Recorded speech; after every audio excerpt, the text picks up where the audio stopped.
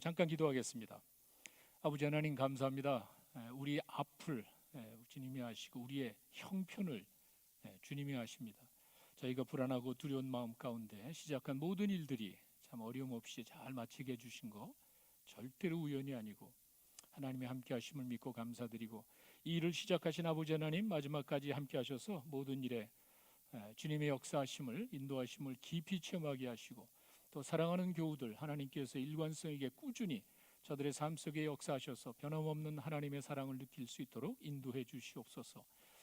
또 이렇게 말씀 앞에 있습니다. 오늘도 예배드리는 각처의 그 예배 장소가 거룩한 하나님 만나는 장소 되게 하시고, 저희들의 마음을 좀 붙잡아 주셔서 어수선한 불안한 두려운 마음 다 내려놓고 마음의 아픔과 육체적인 질병으로 고통당한 이들에게 하나님 마음의 평안 주셔서 주님이 함께 하시고 인도하심을 체험하며 주의 음성 듣는 귀한 시간 되게 하여 주시옵소서. 예수님의 이름으로 기도했습니다. 아멘. 우리 하나님의 말씀 보겠습니다. 전도서 4장 1절에서 3절에 있는 말씀 여러분 찾으셔서 우리 같이 한 목소리로 읽겠습니다. 전도서 4장 1절에서 3절까지입니다. 우리 같이 읽습니다. 내가 다시 해 아래서 행하는 모든 학대를 살펴보았도다. 보라, 학대받는 자들의 눈물이로다. 그들에게 위로자가 없도다. 그들을 학대하는 자들의 손에는 권세가 있으나 그들에게는 위로자가 없도다. 그러므로 나는 아직 살아있는 산 자들보다 죽은 지 오래 죽은 자들을 더 복되다 하였으며, 이 둘보다도 아직 출생하지 아니하여 해 아래서 행하는 악한 일을 보지 못한 자가 더 복되다 하였노라. 아멘. 지난 한 달간 저희가 청빙 과정으로 인해서 중단되었던 전도서 강의를 다시 시작하게 됐습니다. 전도서는 인생이 헛되다 이렇게 시작을 합니다. 그리고 그 헛된 인생을 살아가는 지혜를 우리에게 보여줍니다. 이 세상의 모든 것을, 인간이 누릴 수 있는 모든 것을 다 누렸던 그 솔로몬이 하는 말입니다. 그 솔로몬이 인생이 헛되다고 이야기하죠. 그가 말년에 깨달은 것입니다. 이렇게 인생이 헛되다라고 전도서가 시작이 됩니다. 여러분 이미 다 봤지만 전도서 1장 2절에 그렇게 되어 있죠. 전도자가 이르되 헛되고 헛되며 헛되고 헛되니 모든 것이 헛되도다. 이렇게 전도자가 세상의 많은 것을 다 누렸던 그 솔로몬이 헛되다고 했을 때는 이유가 있는 것입니다. 그 지혜자의 마음속에 분명한 깨달음이 있었던 거예요. 이것은 단순히 허무주의를 강조하는 게 아닙니다. 인생은 아무것도 아니야, 이렇게 이야기하려고 그런 게 아니에요. 그리고 빗나간 인생관을 보여주는 것도 아닙니다. 뭐 이런 인생은 그냥 즐기며 살면 되는 것 아니야? 인생관이 그렇게 잘못돼서는 안 됩니다. 이 전도서가 말하는 것은 그게 아닙니다. 인생이 헛되다라고 하는 이유는 하나님이 하시는 일을 우리가 알 수 없기 때문이에요. 다른 이유가 아닙니다. 인생이 허무하다라고 이야기하는 것은 피조물인 인간이 창조주 하나님의 뜻을 알 수가 없기 때문에 그 되어지는 일들을 바라봤을 때 참 허무하다는 거예요. 그리고 하나님께서는 분명히 인간으로 하여금 하나님의 하시는 일을 측량할 수 없게 하셨어요. 우리가 감히 생각할 수 없는 영역에서 일을 하신대요. 우리가 감히 상상하지 못하고 생각하지 못하는 그 영역에서 하나님이 역사하시기 때문에 인생이 허무한 거예요. 왜? 알지를 못하겠어. 전도서 3장 11절에 이미 다 언급을 했죠. 하나님이 모든 것을 지으시되 때를 따라 아름답게 하셨어. 때를 따라 하나님이 정하신 때가 있다는 사실을 강조하고, 또 사람에게는 영혼을 사모하는 마음을 주셨어. 이 땅이 허무하고 이 땅이 헛되다라고 생각하는 우리들에게 영혼을 바라볼 수 있는 능력을 줬단 말이에요. 이 세상이 전부가 아니라는 사실, 이 세상 것으로 채울 수 없는 그 영역을 바라볼 수 있는 영혼을 사모하는 마음을 주셨단 말이에요. 더 중요한 거는, 그런데 하나님의 하시는 일의 시종을 사람으로 측량할 수 없게 하였도다. 이게 문제예요. 인생이 허무하다는 것은 단순한 허무주의를 이야기하는 것이 아니고, 인생관이 뭐 잘못돼서 그렇게 이야기하는 것도 아니고, 이 세상이 우연히 돌아가는 게 아닌데 그 하나님의 하시는 일을 우리가 할 수가 없는 거예요. 뭐 어려운 말은 아니죠. 하나님이 도대체 왜 이러시냔 말이에요. 하나님께서 도대체 왜 이런 일을 나에게 허락하시냔 말이에요. 한두 번이 아닙니다.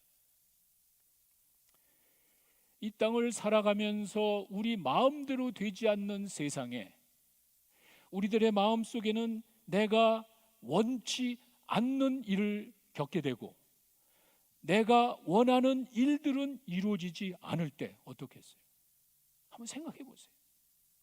이 세상의 내가 내 마음대로 할 수 없다는 사실은 알지만, 하나님이 만드셨기 때문에 하나님이 주관하시고 하나님이 인도하신다는 사실을 알지만, 이 세상 돌아가는 일들을 가만히 살펴보면 하나님 도대체 왜 이러시는 거예요? 왜 이런 일이 나에게 생기는 거예요? 내가 원치 않는 일은 끊임없이 나에게 오고, 내가 원하는 일은 이루어지지 않는 그 환경에서 사람들은 순수한 인간적인 고백이에요. 참 허무하다. 이게 전도서의 교훈입니다. 사람이 그 회의를 하고 갈등을 겪는 것이 잘못된 게 아닙니다. 이렇게 하나님이 우리로 하여금 하나님이 하시는 일을 알 수 없게 하셨기 때문에 우리에게 그런 고민과 갈등이 오는 것이고, 그것으로 인해서 우리가 무슨 뭐 죄를 짓는다거나 이게 뭐 잘못된 게 아니에요. 그럴 수가 있다는 거예요. 어떤 면에서 피조물인 인간에게 주어지는 당연한 결과입니다. 우리는 그럴 수밖에 없습니다. 우리가 하나님이 하시는 일을 다 이해할 수가 없는 거예요. 그랬을 때 그 순수한 인간적인 고백은 참 정말 헛되다, 모르니까. 그런데 중요한 것은 그렇게 갈등과 회의가 올 때, 그렇게 내 삶에 내가 원하는 것은 오지 않고 원치 않는 일들은 끊임없이 나에게 닥쳤을 때 고통을 겪고 고민하면서 하나님 도대체 왜 이러십니까? 라고 하는 그 순간에 사람들은 하나님을 찾는 거예요. 바로 그때 비로소 내가 신이 아니구나.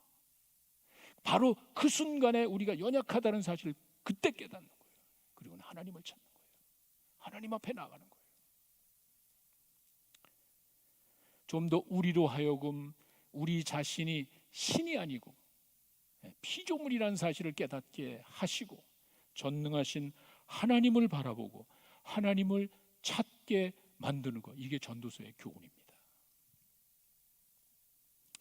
삶의 가치는 인간을 만드신 그 하나님 안에서 발견되는 거예요. 다시 우리 피조물이 깨달아야 될 것은 우리를 만드신 그 창조주의 뜻을 이해할 때 그 가운데서 우리는 비로소 인생의 참 의미를 깨닫게 된다는 그것이, 우리가 그분의 뜻 안에 있다는 사실, 이것이 뭐 내가 원하는 것이건 내가 원치 않는 것이건 관계없이 우리가 하나님의 뜻 안에 있다는 그 사실이 우리에게 평안을 주는 거예요. 피조물이기 때문에. 이렇게 창조주와 피조물의 관계에서 인생을 생각해야 된다, 그것입니다. 내 인간적인 눈으로, 내 세상적인 관점으로 봤을 때는 불합리하죠. 이해할 수가 없죠. 그러니까 허무해. 그게 아니고 창조주와 피조물의 관계에서 인생을 생각할 수 있어야 된다는 그 말입니다. 뭐 재미난 그 표현은, 한국 사람들이 미국에 몇십 년 살고 뭐 좋은 음식을 다 먹어봐야 그래도 한국 사람들은 김치를 먹어야 먹은 것 같잖아. 만족이 오잖아. 왜? 한국 사람이기 때문에. 마찬가지. 우리는 피조물이기 때문에 창조주 하나님 안에 있을 때 만족한 거예요. 그게 우선돼야 된다는 그 말입니다. 전도서는 이렇게 참 심오한 책입니다. 상당히 난해한 책입니다. 전도서는 정말 상당히 깊고 어려운 책입니다. 우리로 하여금 인생을 바라보는, 세상을 바라보는 바람직한 관점을 제시하는 게 전도서입니다.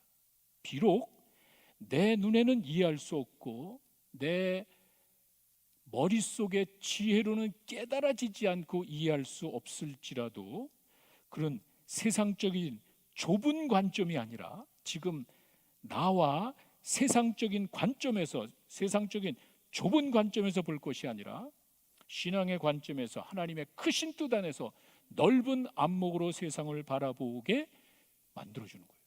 지금 현재가 중요한 것이 아니라 궁극적으로 우리를 인도하실 그 하나님을 바라보고 하나님의 뜻 안에서 우리가 만족을 얻을 수 있다는 이 사실을 전도서가 이야기해 줍니다. 삶의 회의가 오고 믿음이 흔들릴 때가 있습니다. 예외가 없습니다. 모든 신앙인들이 내 뜻대로 되지 아니하고 내가 원치 않은 일을 당했을 때 삶의 회의가 옵니다. 왜 이러지? 내가 뭐 잘못됐나? 하나님이 살아 계신가? 그리고 우리의 믿음이 흔들릴 때가 있습니다. 왜? 내 믿음대로 안 되잖아.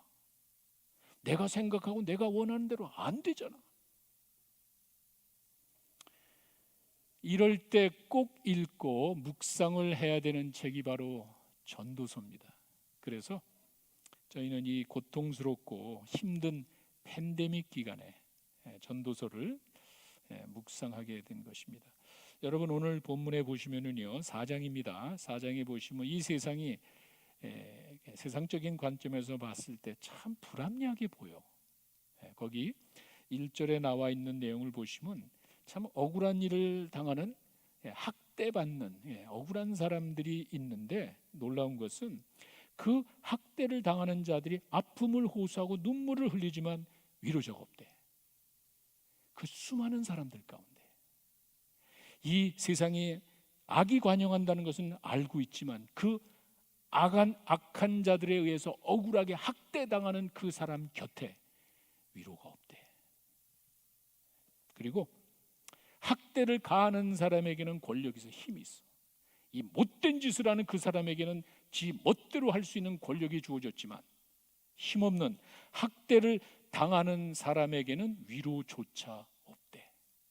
여러분 한번 생각해 보세요. 얼마나 안타까운, 어떻게 보면 정말 억울한 일을 당하는 그것도 참 마음이 아픈데 그 억울한 일을 당하는 자들을 도와줄 사람들이 없고 도와줄 환경이 아니라는 그 자체가 얼마나 불합리하냐는 말이에요. 그래서 2절과 3절에 가시면은 이 지혜자는 말하기를 차라리 죽은 자가 나아. 죄송합니다. 그 꼴을 보느니, 그런 불합리한 그 현실을 보느니 그걸 모르고 그냥 옛날에 죽어버린 그 죽은 자들이 차라리 나을 것 같아. 그리고는 한술 더 떠.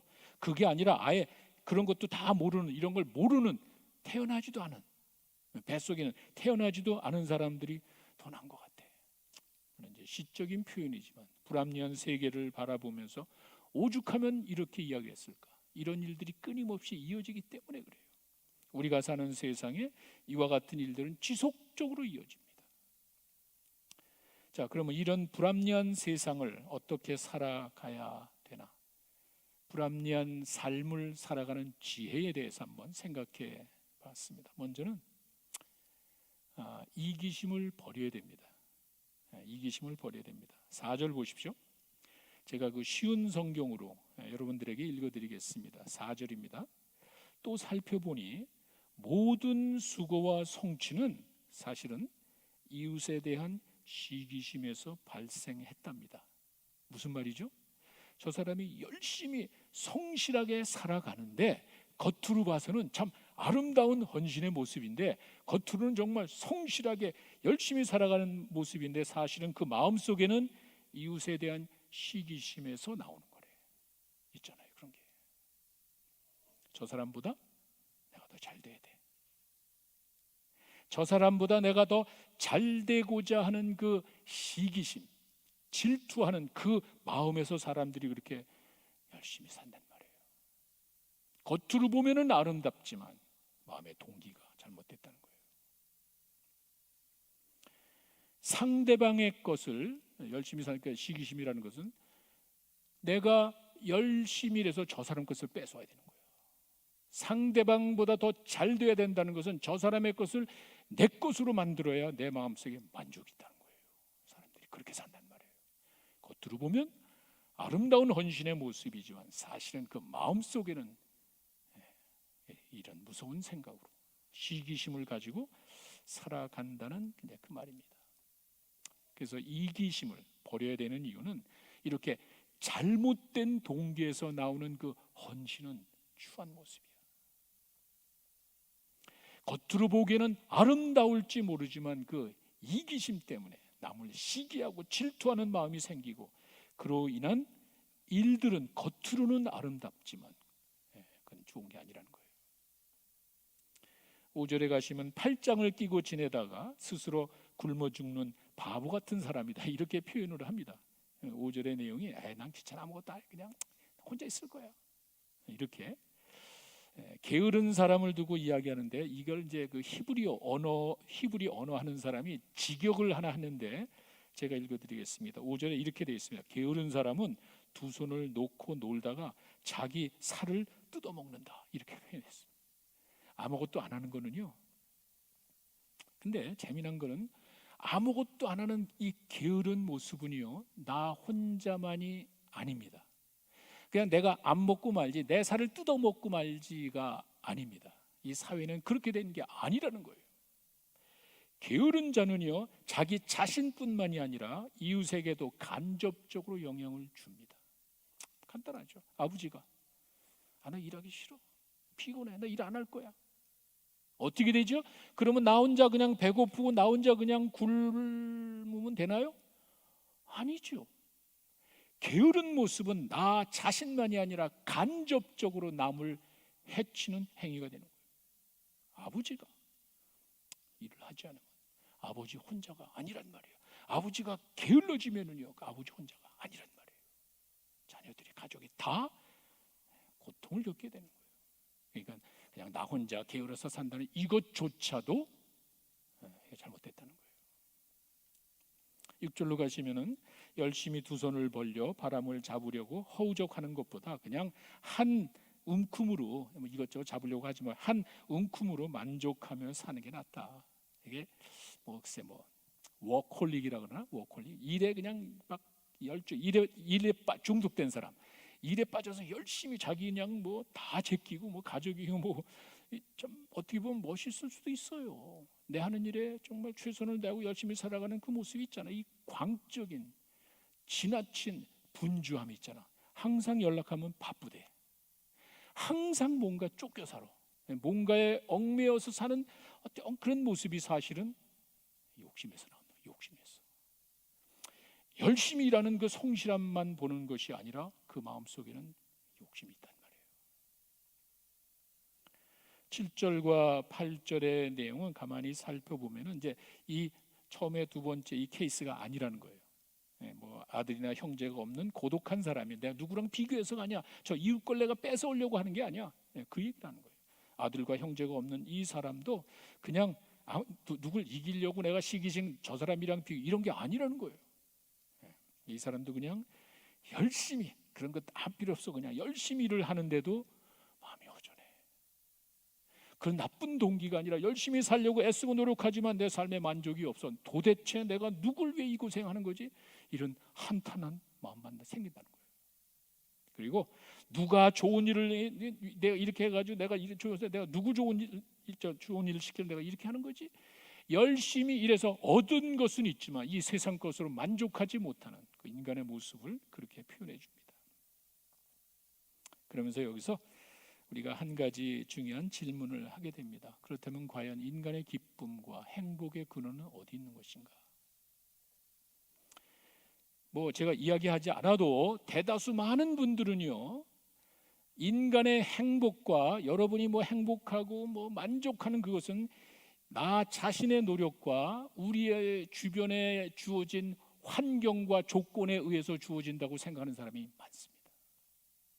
내가 열심히 노력해서 성취하고 내가 좋은 환경에서 좋은 조건을 가지고 있으면 나에게 만족을 주는 것 같아. 그게 아니라는 거예요. 7절과 8절은 그렇게 해서 인간이 만족하는 것이 아니고 전도서 2장 24절과 26절에 분명히 이야기를 했습니다. 참 기쁨과 행복의 근원은 솔로몬이 다 누리면서 자기가 해볼 거 다 해보면서 느낀 결론은 하나님이 주시는 거예요. 내 가지고 있는 것조차 만족하지 못하는 그 순간에 하나님이 나에게 만족을 주신다는 거예요.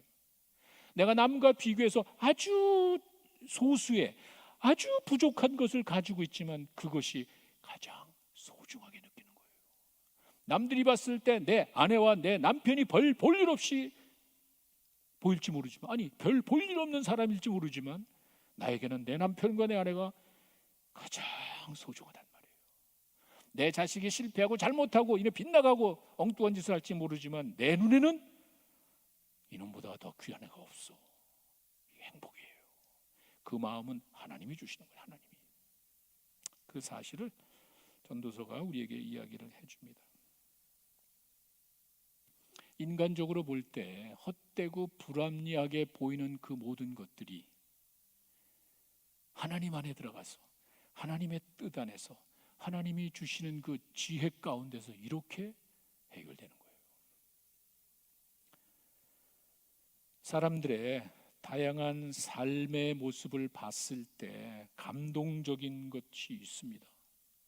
열심히 성실하게 살아가는데 사실은 이 사람이 시기심으로 저 다른 사람과 나를 비교해서 저 사람보다 잘 되고자 하는 그런 마음으로 열심히 살아간다는 말이에요. 그리고 그것은 마음속에 그런 옳지 못한 삶의 동기를 갖도록 만드는 것입니다. 내가 뭐 그냥 일하기 싫다고 게으른 것 같지만 그것조차도 무책임한 모습이 될 수 있습니다. 우리가 이 땅에 살아가면서 나 혼자만 생각하면서 나 피곤하니까 그냥 나 쉴 거야, 난 아무것도 안 할 거라고 이야기했을 때 그 게으른 모습이 간접으로나마 다른 사람에게도 영향을 줄 수 있단 말이에요. 그런 거 없이 열심으로 난 남에게 비교하지도 않고 뭐 시기심도 없고 그냥 열심히 살아가지만 그것으로도 채울 수 없는 게 있단 말이에요. 이 모든 것은 인간의 마음 속에 그 이기심이 자리 잡아 있어서 이 이기심이 채워지지 않는 한 만족을 하지 못하는 거예요. 이기심을 버려야 됩니다. 또 한 가지 불합리한 삶을 살아가는 지혜는 관계 중심적으로 살아야 합니다. 사실 세상이 불합리하게 보이는 거는요, 내 개인 중심적인 관점에서 봤기 때문에 그런 거예요. 세상이 불합리하다라고 생각하는 지나친 개인 이기적인 관점에서 봤을 때 그렇게 보이는 거예요. 나보다 남에게, 나 개인보다 우리의 관점에서 세상을 바라보면 좀 달라집니다. 그건 확실한 것 같아요. 나보다, 나 개인의 삶보다 남을 소중히 여길 수만 있다면 인생의 삶의 질은 달라집니다. 완전히 달라집니다. 관계 중심적인 삶이라는 것은 나보다 남을 낮게 여기고 나만이 아니고 우리를 의식하며 사는 것을 말합니다. 왜? 우리가 그렇게 존재합니다. 이 사회가 나 혼자 존재하는 게 아니에요. 타자가 없는 행복은 없답니다. 그렇잖아요. 나 혼자가 아니잖아요. 저 사람이, 상대방이 나에게 있기 때문에 그 안에서 내 존재감이 나오고 거기서 내 행복과 만족이 나오는 거예요. 절대로 인간은 나 혼자만 존재하는 것이 아니고 우리로 존재하기 때문에 관계 중심적인 삶을 살아야 되는 이유가 바로 그겁니다. 관계 중심적인 삶은 내가 아니고 나 자신이 아니고 우리의 초점을 맞춥니다. 나를 좀 부인하고 남을 세워주고 다른 사람의 유익을 위해서 살 수 있다면 세상이 달라 보인단 말이에요. 그 만족의 도가 다르다는 거예요. 나 개인에 대한 생각이 이젠 서로에 대한 관심과 책임으로 바뀌어야 돼. 나 개인을 위해서 살아왔던 인생이었다면 이제는 상대방의, 내 주변에 있는 가족과 이웃에 대한 관심과 책임감으로 승화될 때 만족이 온다는 거예요. 이거 뭐 제 얘기가 아니라 오늘 본문의 말씀입니다. 4장 9절에 있는 말씀을 보시기 바랍니다. 4장 9절에 두 사람이 한 사람보다 나으면 그들이 수고함으로 좋은 상을 얻을 것입니다. 협력의 유익함을 말합니다. 우리가 잘 알고 있습니다. 이 사회가 그렇게 돌아가고 있습니다. 나 혼자보다 다른 사람이랑 같이 일하면 훨씬 빠르게, 훨씬 효과적으로, 훨씬 더 좋은 결과를 얻습니다. 이건 너무도 당연한 사실이에요. 근데 안 하잖아. 나누려는 생각이 없기 때문에, 나 혼자 누리고자 하는 그 생각이 있기 때문에 협력을 안 하잖아. 이게 문제예요. 나만의 욕심이, 나 자신만의 만족을 위해서 살고자 하는 것 때문에 우리는 협력을 못하는 거예요. 가만히 보면 결국에는 나 개인 이기적인 생각 때문에 그렇게 된다는 거예요. 근데 관계 중심적으로 살게 되면 분명히 더 좋은 결과가 있습니다. 나누면 되는 거예요. 그 다음 절이죠. 4장 10절에 보시면 혹시 그들이 넘어지면 하나가 그 동물을 붙들어 일으키려니와 홀로 남아 넘어지고 붙들어 일으킬 자가 없는 자에게는 화가 있으리라. 환난 때의 도움이죠. 우리가 살아가면서 이런 일이 없습니까? 아니 우리가 살아가면서 정말 이런 일이 허다단 말이에요. 어쩌면 이게 더 많은지도 몰라. 내 인생을 살아갈 때 이런 환난과 어려움이 우리 가운데 많단 말이에요. 근데 도움이 어디서 오냔 말이에요. 멀리서 오는 게 아니에요. 하늘 꼭대기에서 내가 좀 어려울 때 나를 위로하고 나를 감싸준 사람이 그 하늘 꼭대기 멀리서 캘리포니아에서 오는 게 아니란 말이에요. 내 공동체에서 오는 거예요. 공동체에서. 그런 일이 반드시 오는데 내가 유혹과 실패로 쓰러지고 낭망할 때 내 곁에서 나를 세워줄 수 있는 사람이 멀리서 오는 게 아니란 말이에요. 옆에서 온단 말이에요. 관계 중심적인 삶을 살아온 사람에게 도움이 온단 말이에요. 곁에서 위로해 줄 신앙의 공동체가 있는지 살펴보세요. 내가 내 인생을 나 혼자 부족함이 없기 때문에 내 능력으로 내 생각대로 살 수 있다? 포기해. 그런 생각을 버리고 겸손하게 내가 감당할 수 없는 내 아픔과 고통의 순간에 정말 나를 위로해 줄 신앙의 공동체가 있는지. 관계 중심적으로 살게 되면 보호와 위로를 받을 수 있다는 그 말이에요. 그 다음 절 11절에 가시면은요, 두 사람이 함께 누우면 따뜻하거니와 한 사람이면 어찌 따뜻하랴. 요거는 생존의 비결을 말합니다. 산악 훈련을 해보신 분들은 잘 알 겁니다. 텐트 쳐놓고 얼음 위에서 눈보라가 치는 그 무시무시하게 추운, 아주 무섭게 추운 그 산 속에서 잠을 잘 때, 나 저 사람 내 평소에 마음에 안 들어, 저 사람 생각도 싫어, 그래가지고 그냥 떨어져 잠자는 그런 바보 같은 사람 없습니다. 그 무지무지 추운 그 산 속에서 눈보라가 칠 때는요, 붙어 있어야 돼. No matter what. 아무것도 따질 게 없단 말이에요. 그런 삶과 죽음의 길목에서 뭘 따지냔 말이에요. 생각해 보세요. 내가 죽느냐 사느냐의 그 길목에 있는데 저는 이게 아니란 말이에요. 생존의 비결이야. 같이 있어야 돼. 같이. 이렇게 우리가 살아가면서 상대방을 좀 품어주고 그 마음으로 하나가 되는 것이 사실은 좋은 결과가 아니라 살아가는 생존의 비결이에요. 관계 중심적으로 살아가게 되면은 우리는 이 냉정한 아주 냉혹한 사회에서 생존할 수 있습니다. 살아남을 수가 있습니다. 4장 12절은 지금 9절, 10절, 11절의 결론입니다. 이걸 확인해 주는 거예요. 한 사람이면 패하겠거니와 두 사람이면 맞설 수 있나니 삼겹줄은 쉽게 끊어지지 아니하느리라. 협력의 필연성을 말해주는 거예요. 이거는 반드시 협력해야 된다는 거예요. 그 내용에 여러분들이 너무도 잘 알잖아요. 그리고 유대인들이 쓰는 3이라는 숫자는 완전수입니다. 협력의 완전함을 이런 식으로 삼겹줄로 표현합니다. 그 온전함의 그 어떤 그 단결된 힘의 그 온전함을 강조하기 위해서 이 3이라는 숫자를 쓰는데 이게 삼겹줄 이렇게 되어 있습니다. 이 공동체 관계 중심적인 삶이 왜 필요한지 이렇게 설명을 합니다. 전도서는 이렇게 우리가 세상을 좀 지혜롭게 바라보면은 불합리한 게 많다는 거예요. 인간적인 관점에서 바라보면은 저 사람이 열심히 아름답게 헌신하는 것 같지만 그런 사람이 있잖아. 열심히 일하잖아. 근데 사실은 시기심이야. 내가 저 사람보다 잘 돼야 돼. 저 사람을 내가 꺾어야 돼. 이런 게 있단 말이에요. 어떤 사람은 또 게을러.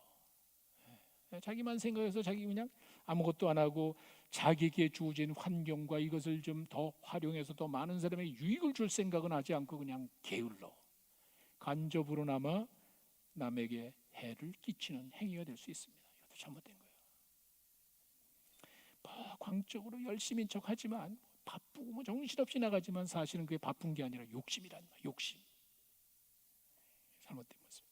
이렇게 사람들의 삶 속에 다양한 모습이 있는데 그 이면에는 이기심이 딱 버티고 있어요. 그 마음 깊은 곳에는 이기심이 쫙 자리를 잡고 있는 거예요.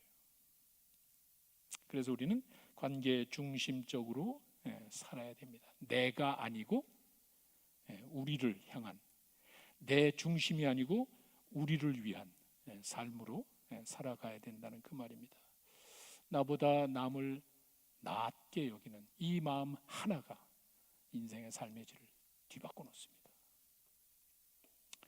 세상을 바라보는 관점도 마찬가지입니다. 내 중심으로 바라보지 말고, 아까 말씀드렸죠, 세상적인 좁은 관점이 아니라 신앙의 넓은 관점으로 세상을 바라보면 보인단 말이에요.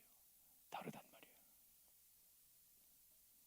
하나님께서 원하시는, 내가 이 땅에 살면서 내 중심으로 나만 생각하니까 그렇지, 나를 지으신, 피조물로서 나를 지으신 하나님은 어떤 분이죠? 하나님이 뭘 원하시지를 생각하면 답이 나옵니다. 하나님의 관심은 우리가 얼마나 많이 벌었나에 관심이 있는 게 아니고 내가 얼마나 많이 베풀고 나누었나, 그렇지 않겠어요?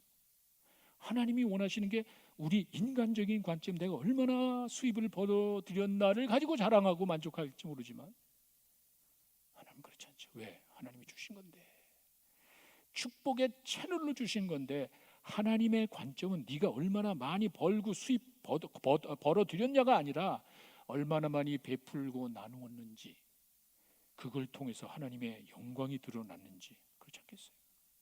뻔한 얘기. 내 재산이 많고 적은 것이 아니라 내가 관계를 맺은 사람이 얼마나 되는지, 이걸 보신단 말이에요. 내 가진 수많은 재산 가지고 내가 마음껏 즐기며 살아가는 것이 아니라 그것 가지고 내가 얼마나 많은 사람과 관계를 맺었냔 말이에요. 그 관계를 통해서 내가 이 사람을 하나님께 인도하고 하나님의 선한 사업에 동참하고자 하는 그 마음이 있었냔 말이에요. 뻔한 거 아니에요. 하나님은 우리가 얼마나 많은 사람들을 일으켜 세웠는지, 내가 그냥 다 쓰러뜨리고 내가 저 없애버리고 시기심을 저걸 없애야 내가 나는 거야. 저게 내 눈에 거슬려. 그게 아니란 말이에요. 내가 얼마나 많은 사람들을 일으켜 세웠고 내가 얼마나 많은 상처 입은 자들 곁에 있어줬는지, 그 보시지 않겠어요? 적용은 여러분들이 하시면 됩니다. 왜냐하면은 우리가 사는 세상이 불합리한 것으로 가득 차 있기 때문에 그래요. 이 세상이 인간적으로 보면은요, 다 이기심에 가득 차서 겉으로는 아름다운 모습일지 모르지만 아니란 말이에요. 나를 버리고 우리의 관점에서 관계 중심적으로 살아가는 게 그래서 중요한 거예요. 이게 지혜로운 삶의 모습이에요. 불합리한 삶을 살아가는 지혜, 이기심을 버려야 됩니다. 이기심을 버려야 돼요. 우리 마음속 깊은 곳에는 이놈이 딱 자리를 잡고 있어요. 그 이기심을 버려야 돼요. 불합리한 삶을 살아가는 지혜는 관계 중심적으로, 나 혼자가 아니란 말이에요. 나 혼자 존재하는 것도 아니고 나 혼자만 살아가는 것도 아니란 말이에요.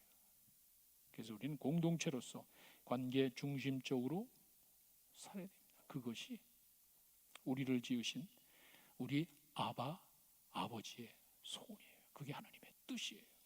나를 아시고 나를 이해하시는 그 하나님이 그거를 원하신단 말이에요. 어떻게 하시겠습니까? 우리 잠깐 기도하는 시간을 갖겠습니다.